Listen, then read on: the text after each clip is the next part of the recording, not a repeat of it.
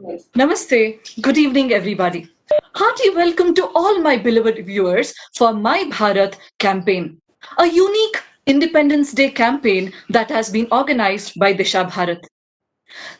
Swami Vivekananda says, out of the past is built the future. So right it is. In the past few days of this Independence Day campaign, My Bharat, we have been listening to eminent speakers who threw light up from the Independence Day movement or independent revolution that has happened in our country since 1857. Since then, we got to know the glories of our country, the struggle of our freedom fighters, and the breath of freedom that we are taking today. That was indeed a wonderful journey. And I'm sure everybody would be thinking, if that was the glory of my country, what is there today? And what is there for the future? To dream about the future, to throw light upon these two topics, we have our eminent guest speaker today.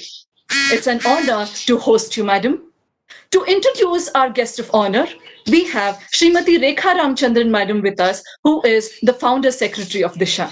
I request Rekha ma'am to introduce Disha Bharat to all my beloved audience and also Srimati Nirmala Sitharaman. Over to you.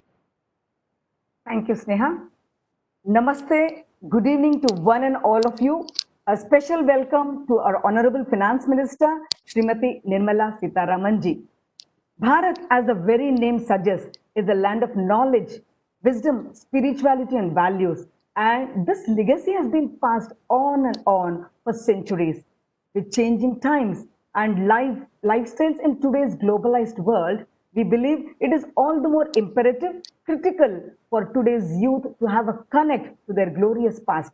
Hence, for the last 15 years, Disha Bharat has given importance to three important aspects of youth, that is, know yourself, know your country, know your culture. So with this, we want to enable the youth of this country to have a global vision with an Indian dimension. So we have sensitized lots of children all these years, for the last 15 years to be very precise, and we have been able to sensitize them, give them, instill values in them, create a sense of patriotism in them so that they become change agents, and we build a new age India based on the strong foundations of ancient Indian native wisdom and values. So this is what Disha is all about, madam, and this is an NGO working in this field for the last 15 years. Now, over to introduction of Srimati Nirmala Sitharaman ji. She needs no introduction at all, right? One of the most popular and famous ministers in today's government. Nirmala Sitharaman ji is a proud daughter of Karnataka. She is a member of parliament in the Rajya Sabha representing Karnataka. Currently, Nirmala Sitharaman ji serves as the Minister of Finance and Corporate Affairs, Government of India. Nirmala Sitharaman formerly served as the Defence Minister of India. Prior to that, she has served as the spokesperson, national spokesperson for the Bharatiya Janata Party. Nirmala Sitharaman graduated in Bachelor of Arts degree in Economics at Sita Lakshmi Ramaswamy College, Trichy, Tiruchinappalli. Nirmala Sitharaman ji pursued her Masters of Arts degree in Economics and MPhil from the government Jawaharlal Nehru University, New Delhi. And she was the first woman full-time defense minister and first woman full-time finance minister for our country. Nirmala Sitharaman ji is known for her intellectual debates, speeches, analytical skills too. A role model, socio-political personality, known for her simplicity in personal and social life. Ma'am, we are so privileged to have you in this program today. And let me tell you, you are a role model to lakhs and lakhs of people in this country, especially the women, because you have reached such great heights of power, yet you're so rooted to our culture, and you are the face of Bharat, ma'am. And let me tell you, in this march towards New Bharat, building New Bharat, we are all with you, ma'am. And we promise and we take a resolve that we are going to be with you in this march towards Vishwaguru Bharat.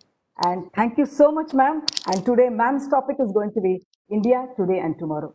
Over to you, ma'am. Thank you so much. Thank you so much for this great honor and that you have been with us today. Very, very happy and great momentous occasion for Disha Bharat too, ma'am. Thank you so much. Namaskar.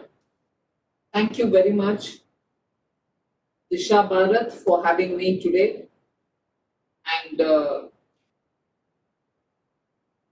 you have been holding a fortnight of lectures. A fortnight of lectures which are peaking with India's Independence Day, August 15th. You've had eminent speakers address you. You have picked and chosen topics which are going to matter to our youth, talking about our future, talking about where India today is, and so on. So, in that series, I've been asked to talk about India of today and tomorrow. And particularly, I thank both Sneha and Rekha for having opened up this lecture for this evening with such cheer and promise. And it is that kind of energy and enthusiasm which keeps India moving forward with a lot of hope, even at a time like this, when all of us are adopting various different ways of communicating with one another. Although Indians, being a very sociable and highly warm people, have always had person to person kind of contacts, mingling among people, and being together with a lot of people at a time so that there is that energy, the collective energy. However, today, because of the pandemic, we are meeting in extraordinary circumstances, but Indians' readiness to adapt technology has helped us to get over the problem of distance, problem of not just social distancing, but also connecting with people who belong and who live in different parts of the country. So that itself, to me, sets the pace for today's talk, which is on India today and tomorrow.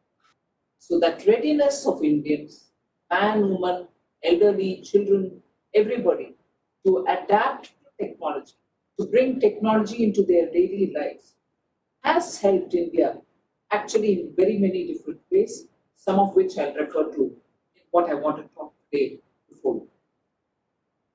Just to place us the context in which we are going to be talking today, I will have to state some of the obvious things which most of us always recognize, do recognize in our daily matters. But it is important for us to get a perspective, and therefore I'd like to say a few things which are self-explanatory and which are very, very obvious. Every sixth person in the world is an Indian. So if constantly we are reminded about our population, it's also important to know that every sixth person who's in the world is an Indian, means so much, not just for the world, but so much for us also to take in terms of our spirit with which we have to move. And among them, literally, 65% of all Indians live in rural India. So it's not as if we are so urbanized that we don't know what our rural India is like.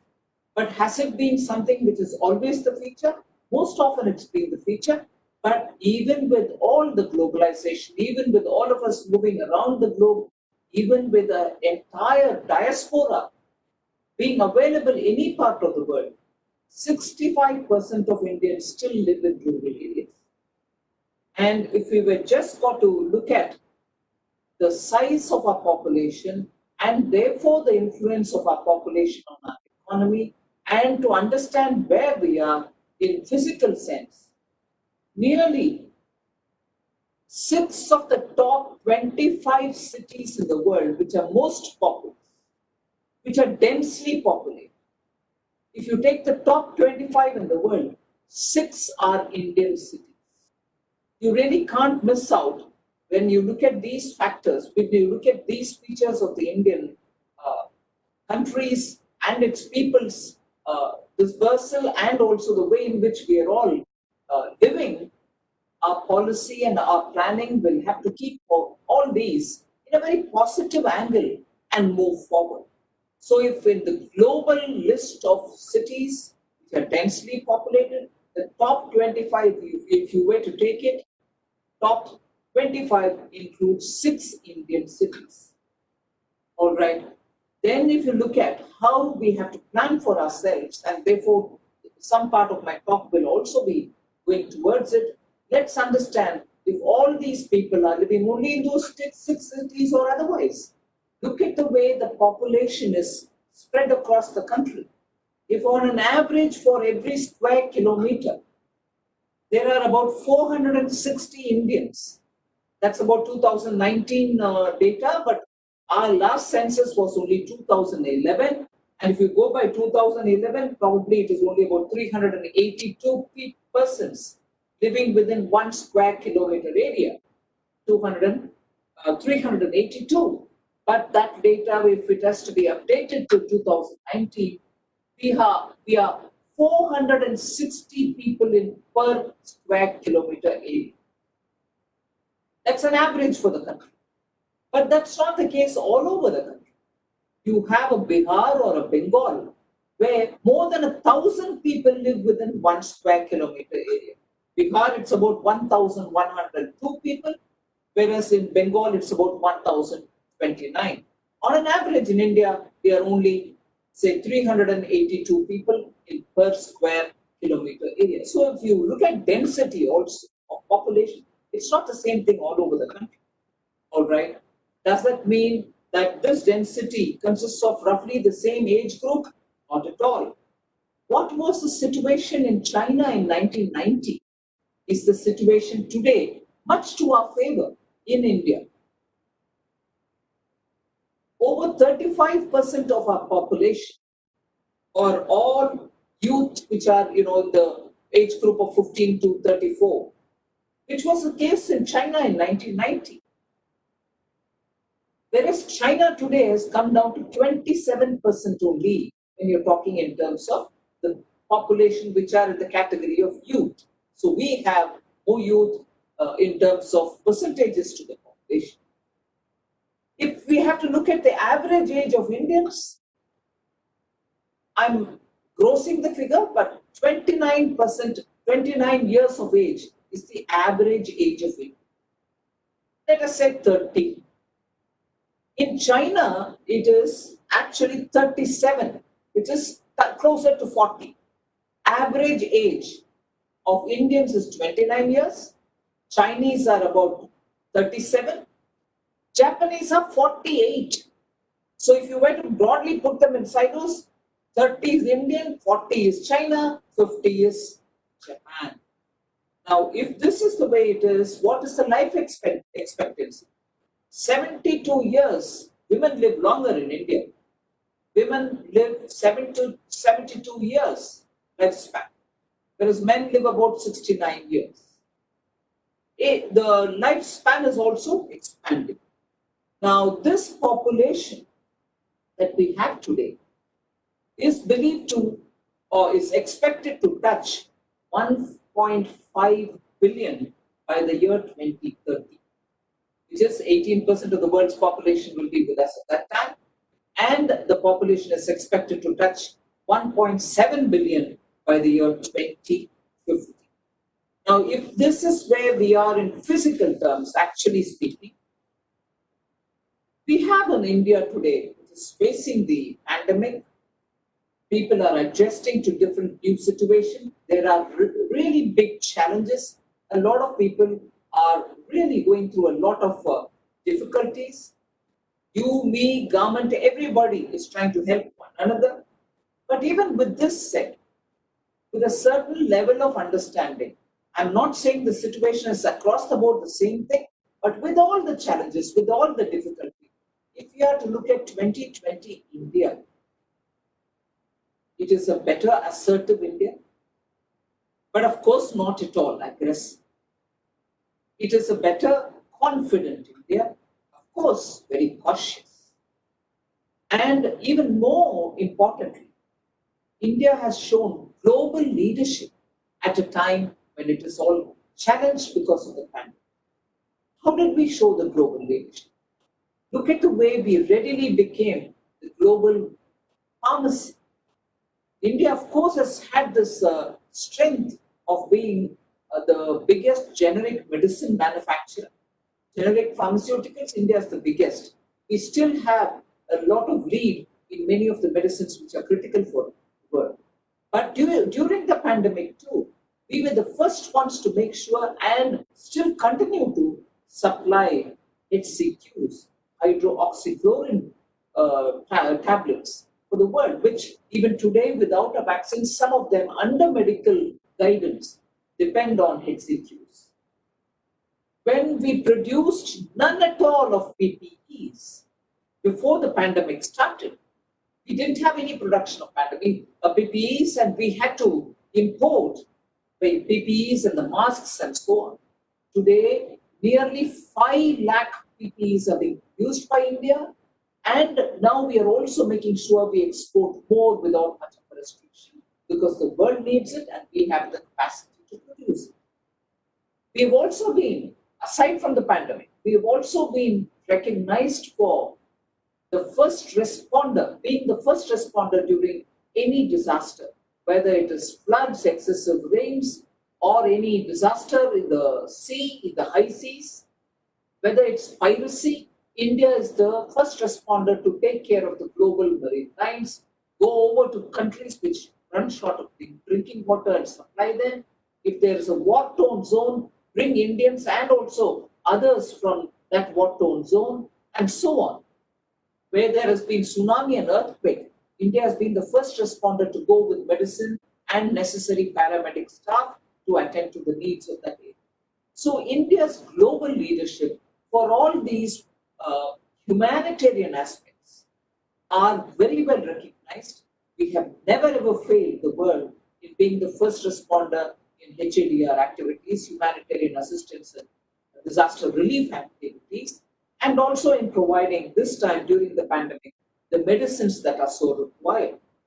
So if today's India is an assertive India but not aggressive India, if today's India is a confident India and not forgetting to be cautious, and if today's India is a leader in the world, especially for humanitarian causes, this is very recognized by the people of India, and its leadership has shown repeated commitments in serving the world for keeping humanitarian considerations top of the agenda. We've never been expansionist. So we have to be clear in being able to stand up with confidence and speak about these topics.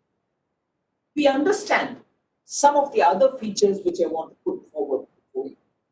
We may be told by different thinkers of the world that India's population is good, India's this is that, and on so on. But we as Indians do understand that we have a democracy, which is not just a democracy in that sense. But what does it mean to us? It means that we believe in rule of law. Our courts may take, our judicial process may take a long time, but we still do everything through the process of law. And you can take any contentious issue. And it is also, even in spite of emotions and in spite of public popular responses and so on, it is through the process of law we achieve even the most contentious of issues. In the last 5 years, you can take any number of examples, whether it is triple talaq, whether it is Ram Mandir, Ayodhya, every process, every such issue, which would have been thought as being contentious, has gone through the scrutiny of the courts. And therefore, we as a country believe in the rule of law. Nothing is bypassed and everything is held up in the same spirit as is the spirit which is embedded in the Constitution. So, in fact, I would like to say, unfailingly, we have proved to be a very strong democracy in the elected sense of the word. Elected representation being the democracy that we have been unfailingly performing that duty of being an elected representative parliamentary democracy. Not once has that been violated, even when there were violation. Just 1 second, remember, India got back to its principled position of never violating elected democratic norms. Second. And third, under the same thing of ours is a democracy, and how do we understand?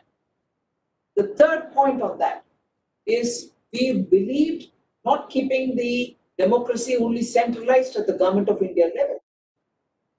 Democracy, rule of law is completely decentralized. The elected representation of people begins at the bottommost, whether it's the panchayat or the local bodies, which is the third tier of Indian democracy, and the second one where the state legislators, and the one above it, which is the parliament. So the democratic elected power, actually the people's power, actually moves from bottom up, from panchayat to the local panchayat and local bodies to the state, and from the state to the parliament.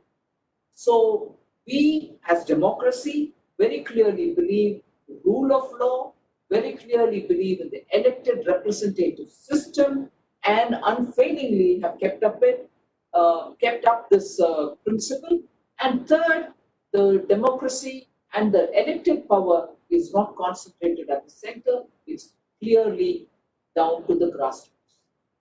If anything, it's from the grassroots upwards. So India understands that it's a democracy and appreciates it, values it, and that is why we've got these successful three-layered elected representative democracy.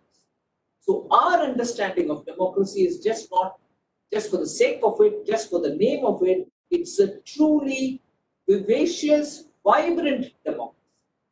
Second is this question of its demography, which I've already said. What is the age group? What is the profile? Where do they stay? How concentrated are they? And is that concentration just in all parts of the country, or is it different? Given that, we also understand that our demography, our population, has its strength in particularly becoming educated, not just literate. Our strength globally today is we supply to the entire world good doctors, good paramedics.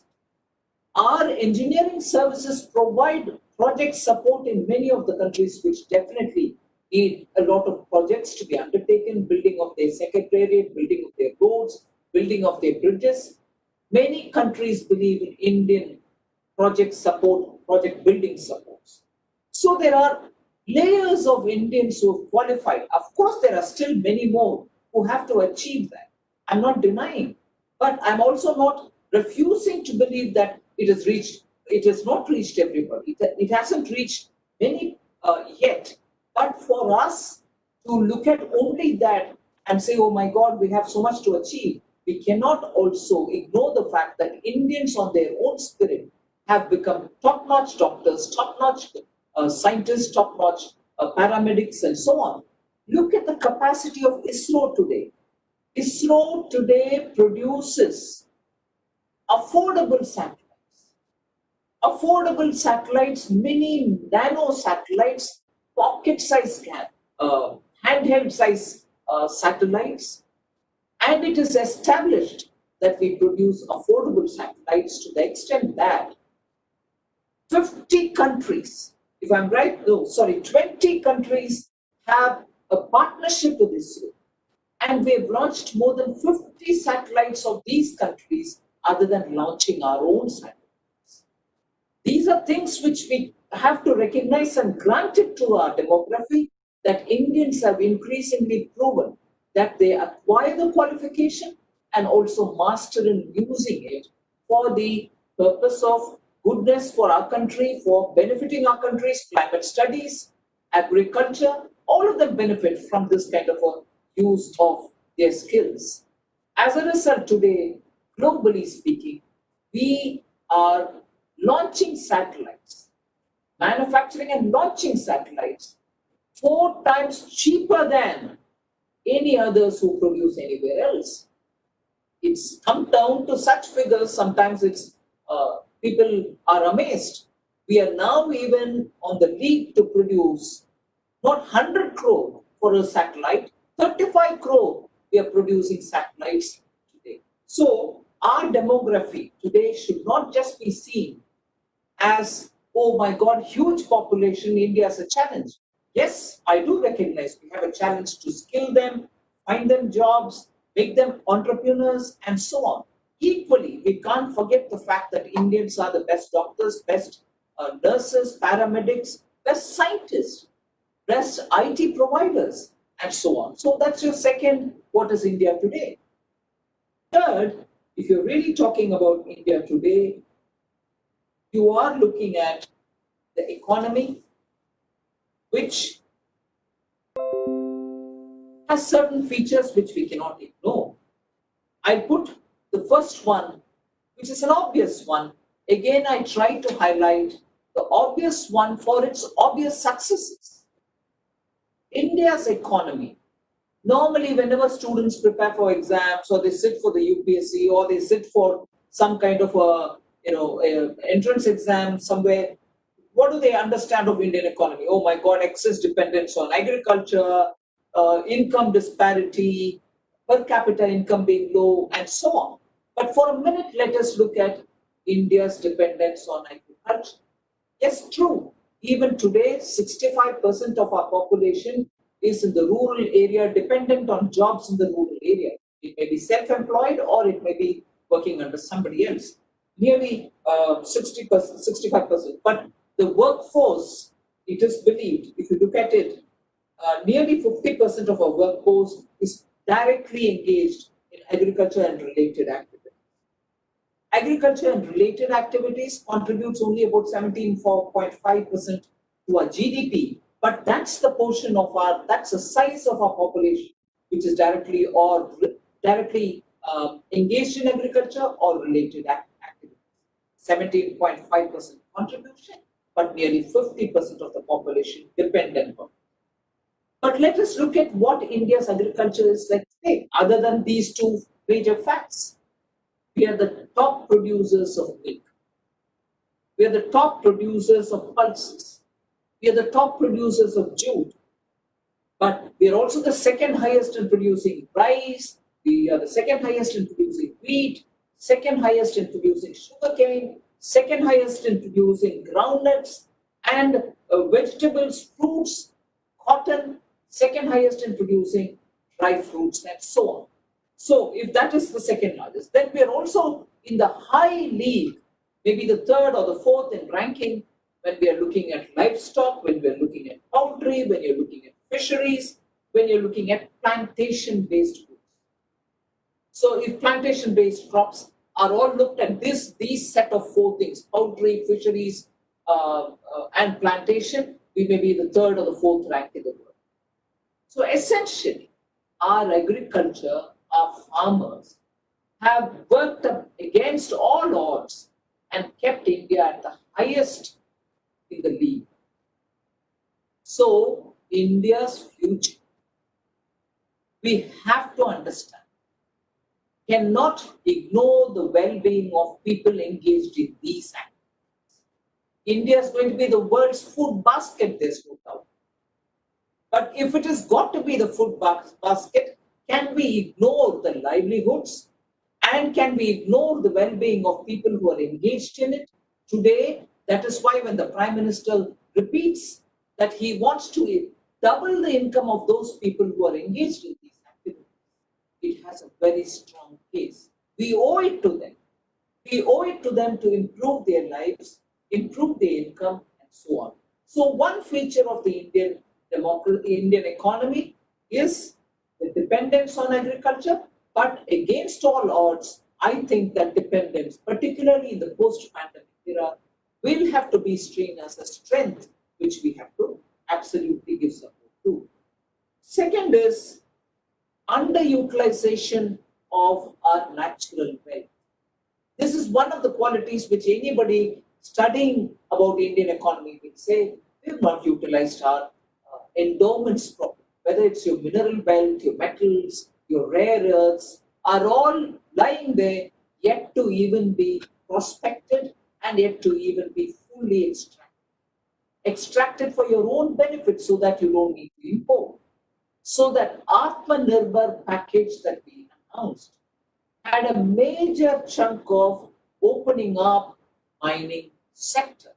Opening up mining so that there are better, open, transparent processes through which the wealth of India can be brought out, but at the same time benefit those people who live in those areas where these endowments are under the earth. So that's the second. Third feature which most people will look at is lack of infrastructure. Yes, it's true that we still have many roads to be built, many waterways to be improved, many airports to be changed, many seaports which receive and sell goods outside, which receive the imports, need better world-class facility. And that is why the National Infrastructure Pipeline was announced. Infrastructure with projects identified, with projects ready for investment, were all identified so that no investor coming from either within the country or outside will have to search as to where he has to go put his money. It's already there by the state, by the nature of the product, and it is now on a dashboard for anyone to see as to who's going to bid for it, who's going to invest in it, and where these projects lie, and so on. So today's India, if you're really studying about Indian economy, you're talking about dependence on agriculture, you're talking about infrastructure, you're talking about mineral and metal wealth, which is not being utilized. So I'm listing it out for you, recognizing that this is where India today is and where we are trying to take it forward. Fourth is we talk about poor capital formation. We don't have private sector, private investors coming in a big way. Capital available per head individual is very low, and therefore the present rate of capital formation is not highly appreciable. Can it not be better? And so, yes, we are trying to encourage people to come and invest, not just keep it in savings, small savings, but also go into the markets so that they can become participants in companies and their future. That is where it was important to bring in one data point, which I'm not giving as number, but as a observation. Someone pointed out to me that during the pandemic, when it was all locked down, the number of demat accounts opened was the highest in the country. If that is one fact which we cannot ignore, that the middle class, the retail investor, is now keen to get into the stock market, and therefore he's gone ahead with opening demat account. At the same time, let us not forget the poorest of the poor. Because of Jan Dhan accounts opened by the Prime Minister in 2014, were able to get through direct benefit transfer, monies into their account, cash into their account. Of course, many of them did not utilize it in the first month for fear that they may need it sometime in the future. So the contrasting picture is something which we have to keep in mind when we are planning for future of India in tomorrow's India. So broadly, these are about the economy. The low per capita income is a factor which we'll have to worry about. It's also because of the huge denominator in terms of population that we have. We need to work to build them and bring them to higher levels of income. Now, even as I'm talking about these, recognizing the three factors which we'll have to be very proud of, at the same time conscious to use it the way in which we have to use it. I said democracy, I talked about the demography, which we have to consciously improve and use also, and about the economy. The three major indicators about India today, which I highlighted. I'll come to the point of, all right, today we know about the India that we are talking about. You explained in the population. You also spoke about the values that we hold in democracy, elected representative democracy, and so on. I spoke also about the way the economy spread. So what are we going to do post-pandemic? Let's not forget that even with the pandemic, just as when I began my talk, I highlighted the fact that Indians readily adapted to technology. The digital India activities in the last few years has stood by us brilliantly during this time. I'd like to re-emphasize on this fact that when direct benefit transfer was happening, there were many countries in the world looking at and searching for ways to reach their population with the money that they have to give them. They were writing out checks, asking door delivery to be done, whereas we were going door delivering cash for people who had Jan Dhan accounts, who received the money from the central government.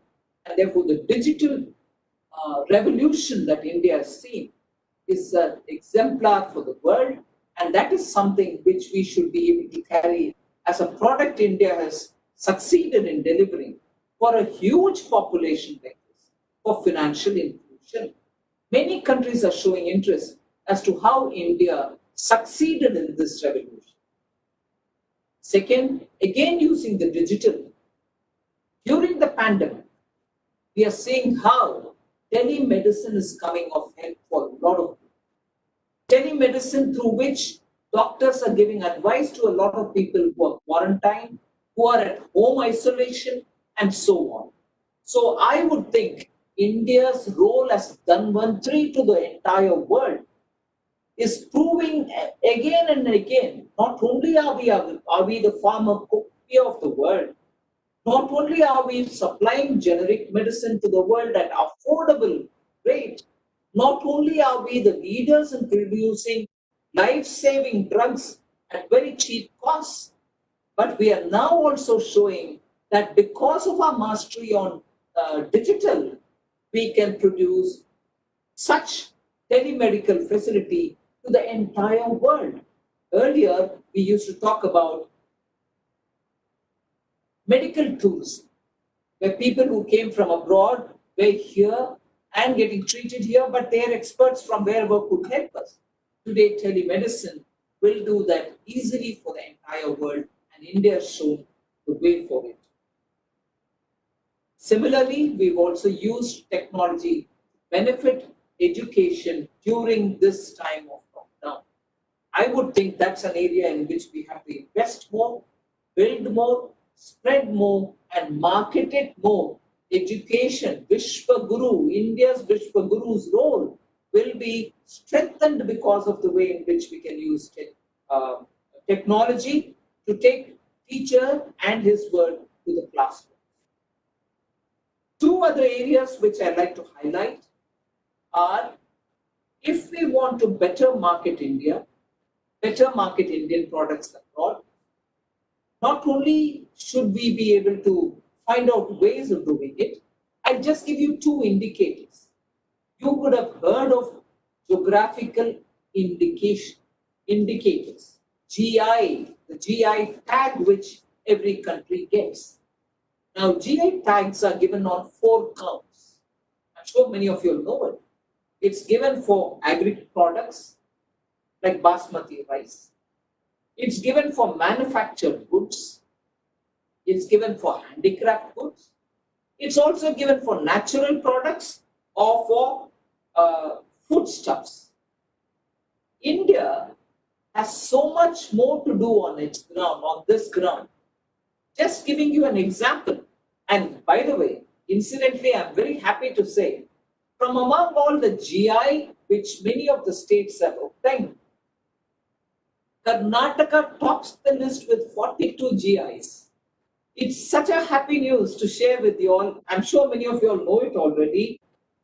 42 GI have been obtained geographical indications, which are such recognition for unique products. 42 is obtained by Karnataka. Next highest comes 35, is Tamil Nadu, 30 Maharashtra, and so on. However, in India, the first GI was given for West Bengal's Darjeeling tea. Now, these are, as I said, for agri products, for handicrafts, for natural products, for food products, and for manufacturing goods.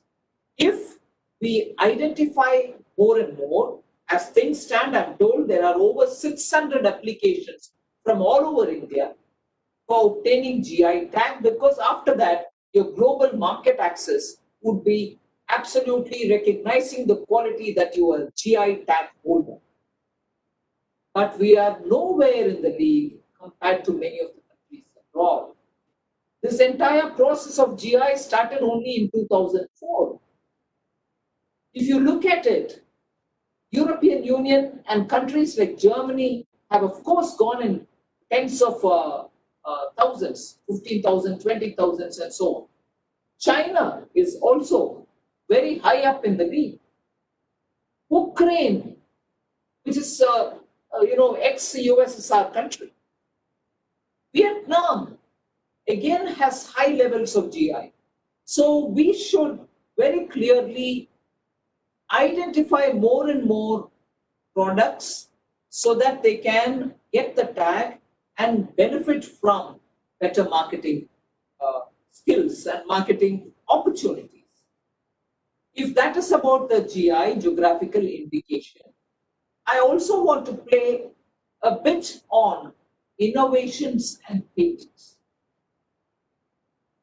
If for the future, as I said, digital is going to play a big role. We have already shown the global leadership because of the way we've handled our pandemic. We need greater patents to be registered from this country. I'll just give you the latest picture of where we stand with this. The World Intellectual Property Organization, which we in short refer to as WIPO, World Intellectual Property Organization, gave out its figures in 2019 for the year 2018. Look at the figures. There's so much to be done here, and this is for India of tomorrow. In terms of the patent application for the years 2018, United States of America had more than 56,000. China had 53,000. Japan had 49,000 odd. Germany had 20,000 odd. Even South Korea had 20,000 odd. How many do India have? India has 2,013 only. And of course, I must recognize between 2017 and 2018, there was a 27% increase in the number of applications for patents from India. But we are only still in 2000s, whilst the other countries are doing tens of thousands, 50,000, 40,000, and so on. I think it's very important India recognizes that we register more applications and record more for the sake of solutions that this country needs. Just again, one example, not an example otherwise. We need to learn, and therefore the example. In 2018, just one corporate body had more than 5,400 applications for patents. It won't surprise you if I tell you the name. It's a Chinese company called Huawei. 5,400 patent application within 1 year, 2018. So I would think that India's youth will have to focus on more of these, because what MSMEs have played for Indian economy, being the backbone, they are still the backbone, they will continue to be the backbone, because they spread across all sections of our economy. They constitute more than 40% of Indian exports. They are present everywhere. They employ so many people locally. They know the market pulse. They do so well, and we need to help them to not only survive but prosper. But if that was that India with MSME, today's India needs innovative solutions. Today's India needs in-situ solutions. We need startups to come in a very big way. And I'm addressing Disha Bharat, which is largely Bengaluru based. Startups are really the essence of Bengaluru. We need startups to give the country in-situ solutions, whether it is for infrastructure, building of more quick schools, colleges, and institutions. We need startups to be a lot more relevant for even for making India's agricultural ambitions to obtain more wings. So I can elaborate more on many of these points, but India of today needs many more entrepreneurs, many more innovations, many more patents, so that that strength that we have in our demography, that strength we have in our agriculture, that strength we have in our talented youngsters can all benefit not just India, but also the globe. So thank you very much for giving me this opportunity. I hope I didn't take more than my allotted time, but very inspiring and motivating to interact. Thank you. Thank you so much, ma'am. You have made us realize that an optimist is one who seeks challenge as an opportunity. Thank you for throwing light on this. Ma'am, may I seek your permission to ask a few questions that our viewers have posed for you? Yes. Yes. Thank you so much, ma'am. The first question: what is the role of youth towards accelerating the economic growth of India? How the youth of this nation can contribute for making Bharat Atmanirbhar? Um, as I said, youth constitute the majority of our population, large chunk of our population, now and for tomorrow and for the next coming few years. It is important not to lose hope, but to make sure you acquire the skill required in the area in which your aptitude lies. Skills are the ones which are going to make a difference. Even in days when technology was not available, many of us went from pillar to post to acquire what we thought was necessary skills. Today, you have the benefit of technology. Skill is at your doorstep, at your table. So it is important for youth to not lose confidence. It is their skills which are going to make a difference. Above all, you will be the biggest chunk in the world of providers of services, services of all kinds. And that is where you're going to help in accelerating the Indian economy. So I would think acquiring skill and being optimistic are the two things which youth of this country should do so that they can contribute. Thank you so much, ma'am. Thank you for the answer. And there is one more question. Under the able leadership of our Prime Minister, Shri Narendra Modi, several historic decisions and activities of development are taking place. Unfortunately, all of a sudden, the corona pandemic severely affected our socio-economic conditions. How would you look? How would you look for our future post-corona days with new challenges and opportunities?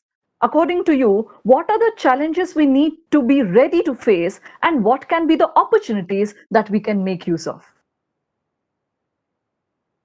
As I said, the opportunities are very clearly before us. You can identify them. Many of us have tried identifying it. They are not to be, searched for. They are obviously there. India's role as a very proud, strong democracy which believes in rule of law, we stand out, and we don't need to underestimate ourselves, comparing ourselves with unlike us countries. Countries which are not democratic, countries which don't believe in empowering the people, need not be our exemplars. We don't need to look at them to derive strength. The biggest challenge will be to keep optimism high and be able to look at the world, look into the eyes of the world and speak in equal terms without arrogance, but that India is a big, confident contributor to the global peaceful endeavors. We are not aggressors. We are contributors to the world at times of emergency and at times of calm. We are the people who are available for all over the world to be able to be part of any system and work together without disruptions, without becoming different from them, so different from them that people are worried about you. So Indians inherently contribute with their skill, with their team value, and above all, looking at the world as one among many, we being one among the many, and therefore giving a positive contribution.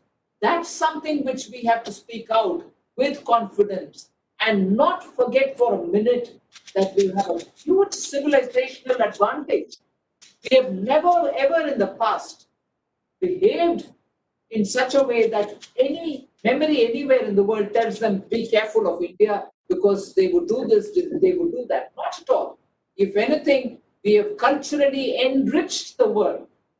We have spread message of peace and goodwill. We have become participants to the growth of the world. So we need to have that confidence. We should not be self-depreciating. We should look at the eye, look into the eyes of people and be able to contribute, saying we are willing participants for the global betterment. We need that confidence. Thank you so much, ma'am. The whole country is excited now because the 74th Swatantrata Divas is just nearing us in just next 3 days. What is your message for college students and teaching community in their social responsibility to build a stronger India? This is a very difficult one for me to answer because youngsters have a very, very clear head today. They are not hesitant. They are very sure of themselves. These are all very good qualities. It is important that they constantly remain vigilant in the sense that they remain positive in their attitude, not get carried away by anything that they are hearing without looking at the veracity of it, without talking to elders, their teachers, their parents, and people who, among their friends who they think are level-headed, to understand what is before them, rather than get excited. Youngsters, by nature, can get excited and no harm about it. But we need to be careful and responsible. Today, the world, because it has so many different technological instruments, becomes a very difficult and challenging place because you're flooded with information, some of which is not true, some of which may not have any basis. We have to remain calm. We also have to understand all that comes before us, talk to different people before we judge or before we jump into conclusions. I would think today's youngsters are very, very clear-headed, very knowledgeable. They read, they hear a lot, they know a lot. But one word of caution from me would be sure of what you get, be sure of what you hear, be sure of what you see. Don't rush into any conclusion.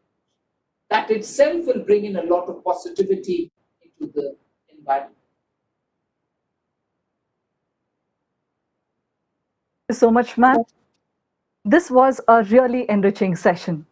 From your talk, we assure you that we will work hard today for a better tomorrow, not just for ourselves, but for the betterment of whole of Bharat and for the whole world. Android Todd says, at the close of this century, the world would be dominated by the West. But the 21st century, India will conquer all its conquerors. I'm sure that we will work together to make this the words of every historian who has sought blessings for India true in upcoming days. Thank you so much, ma'am, for joining us and helping all our viewers to understand the current scenario and also dreaming about the next future. Thank you. Thank you so much. Vande Mataram. Bharat हमको जान से प्यारा है, सबसे प्यारा देश